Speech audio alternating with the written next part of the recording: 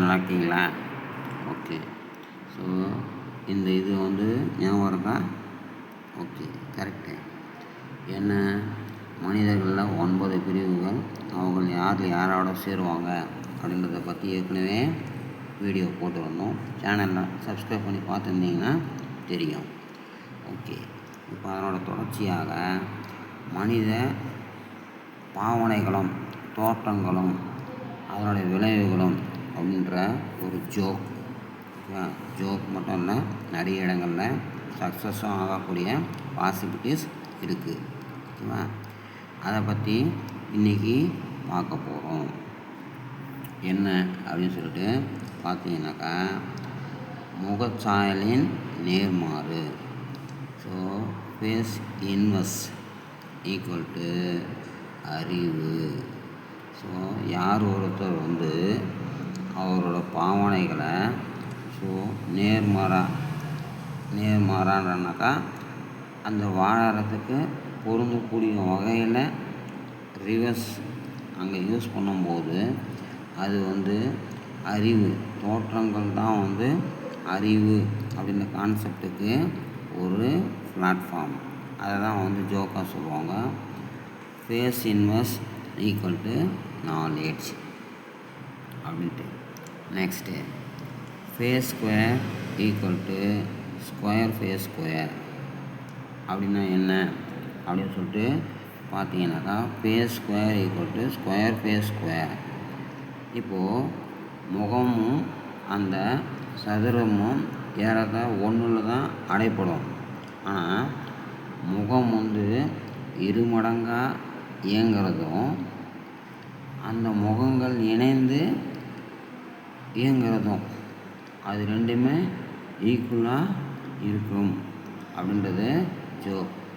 முகம் இருமடங்காக ஸ்கொயர் வளர்ச்சியில் இயங்கிறதும் முகங்கள் பக்கங்கள் வெவ்வேறு பக்கங்கள் கொண்ட 4 முகங்கள் இணைந்து இயங்கிறதும் பார்த்தீங்கன்னாக்கா அவுட்புட் மோர் ஆர் லெஸ் ஈக்குவலாக தான் இருக்கும். இந்த பக்கம் ஸ்கொயர் எஃபிஷியண்ட்டான ஒர்க்கை ஹேண்டில் பண்ணுறது, ஸ்கொயர் அதுக்கு ஈக்குவலாக கொடுக்கக்கூடிய ஒரு கெப்பாசிட்டி லெவல். அடுத்து ஃபேஸ் கியூப். ஸோ முகத்தினுடைய கியூப் ஈக்குவல் டு கனமுகங்களின் கியூப். இந்த ஸ்கொயரில் சொன்ன அதே கான்செப்ட் தான் கியூப்லேயும் சொல்லுவோம். ஸோ இதில் 2 பரிமாணத்தில் வளர்ந்தோம், அதில் 3 பரிமாணத்தில் வளர்ந்தோம். தனிநபரோட திறமைகளும் இணைந்த திறமைகளும் ஏறத்தாழ ஒரே விளைவுகளை கொடுக்கக்கூடிய பாசிபிலிட்டிஸ் உண்டு அப்படின்னு ஜோக் சொல்லுவாங்க. அடுத்தபடியாக பார்த்தீங்கன்னாக்கா, சுப்பீரியர் ஆஃப் ஸ்பேஸ். ஓகேவா? சுப்பீரியர்ன்றது மேல் limit. So male limit of space அப்படின்றது கொதிக்கும் நிலைமை. ஸோ அது வெப்பநிலை கொதிக்கும் அப்படின்றத விட வெப்பநிலையை பயன்படுத்தும் ஒரு தன்மை இருக்கும். ஏன்னா எப்பவுமே மேலோங்கி இருக்கிறதுல அந்த ஓட்டங்கள் இருக்கும். ஓட்டங்கள் இருக்கிறதுனால உஷ்ணங்கள் தன்னால் வெளிப்படும். வெப்பநிலையை வெளிப்படுத்தும் ஒரு காஃபியை போல் சுப்பீரியர் ஸ்பேஸ் அது எப்பவுமே இருக்கும். அடுத்து partial derivative of space.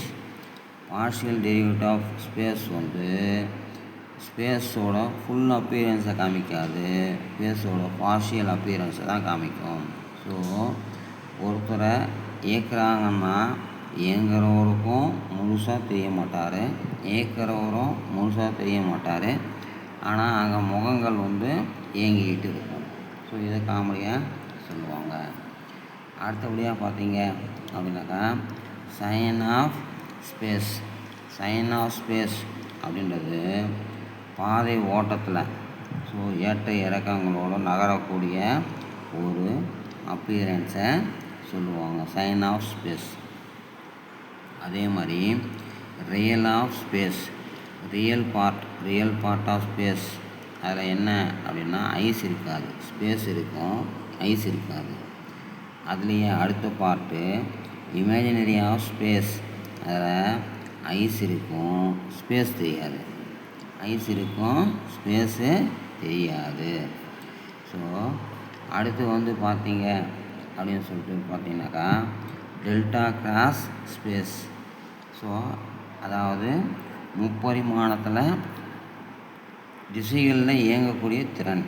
So தன்னுடைய செயல்பாட்டை அந்த வேலையோட செயல்பாட்டோட ஏற்கக்கூடிய தகுதி வந்து மெச்சூரிட்டி அப்படின்ற ஒன்றை கொடுக்கும்.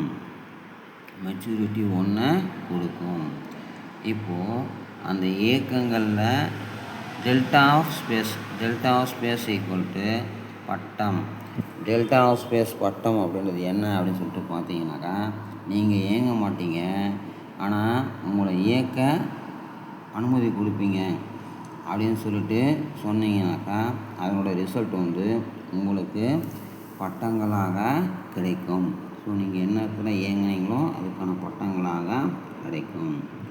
அடுத்து லாக் ஆஃப் ஸ்பேஸ் அப்படின்றது வந்து கட்டைகள். ஸோ அது இல்லாமல் வந்து அதை வந்து பயன்படுத்தல் அப்படின்ற அந்த ஒரு கான்செப்டில் உங்களுக்கு ஒரு பொது பொலிவை கொடுக்கும். ஸோ இது எல்லாமே வந்து ஜோக்கில் படித்தது, ஸ்பேஸ் சம்மந்தப்பட்ட ஜோக்கில் படித்தது. இது நிறைய நேரங்களில் ரியல் வாழ்க்கையில் ரிஃப்ளெக்ட் ஆகும். சில நேரங்களில் அது வந்து என்ன ஆகாது, மேட்ச் ஆகாது. ஸோ ஜோக்ஸ் எல்லாமே வந்து எல்லா இடத்துலையும் மேட்ச் ஆகணுன்ற நெசசிட்டி கிடையாது. ஆனால் அந்த ஜோக்கால் யூசேஜ் இருக்கா அப்படின்னு சொல்லிட்டு பார்த்தா இருக்குது. எப்போ அப்படின்னு சொல்லிட்டு பார்த்தீங்கன்னாக்கா காயம் இல்லாமல் ஏற்படும் இழப்புகளோ அல்லது சேதம் இல்லாமல் ஏற்படும் காயங்களோ அல்லது சேதமோ காயமோ ஏற்பட்டாலும் பாதுகாப்பு என்ற அரவணைப்பு உள்ள ஒரு சூழலிலோ ஒரு ஜோக் இருக்கும் என்று சொன்னால் அந்த ஜோக் வந்து பயன்மிக்கதாக இருக்கும். ஜோக் என்ற ஒன்றை வைத்துக்கொண்டு அதில் பாதிப்புகளை ஏற்படுத்துவதை விட இந்த 3 விஷயங்களை உள்ளடக்கி செய்யும்போது அது பாதிப்பு ஏற்படுத்தாமல் சார்ந்த அனைவருக்கும் பயனளிப்பதாக இருக்கும். ஸோ இது வந்து உங்களுக்கு பிடிச்சிருந்ததுன்னா கமெண்ட் பண்ணுங்கள். நன்றி. மீண்டும் ஒரு சேனல் சந்திப்போம். சேனலை சப்ஸ்கிரைப் பண்ணாதவங்க கொஞ்சம் சப்ஸ்கிரைப் பண்ணுங்கள். ஸோ எங்கள் இதில் இது வந்து நான் புதுசாக தான் போட்டிருக்கேன். சேனல்ஸில் நிறைய எஜுகேஷன் சம்மந்தப்பட்ட என்னால் லேர்ன் பண்ண விஷயங்களை கொடுத்துருக்கேன். தேங்க்யூ.